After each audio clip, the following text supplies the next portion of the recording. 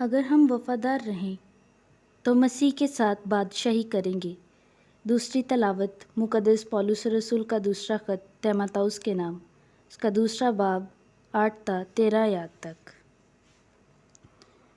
یاد رکھ کہ خداوند یسوع مسیح جو داؤد کی نسل سے ہے، میری اس انجیل کے موافق مردوں میں سے زندہ کیا گیا ہے، جس کے لیے میں یہاں تک دکھ اٹھاتا ہوں کہ بدکار کی مانند زنجیروں میں بندھا ہوا ہوں، مگر خدا کا کلام زنجیروں سے بند نہیں ہے۔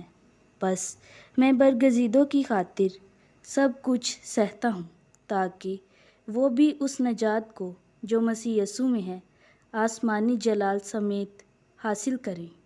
یہ بات سچ ہے کہ اگر ہم ساتھ مریں تو ساتھ جئیں گے، اگر ہم ساتھ دکھ اٹھائیں تو ساتھ ہی بادشاہی کریں گے، اگر ہم اس کا انکار کریں تو وہ بھی ہمارا انکار کرے گا، اگر ہم بے وفا ہو جائیں تو وہ وفادار رہتا ہے، کیونکہ وہ اپنا انکار نہیں کر سکتا۔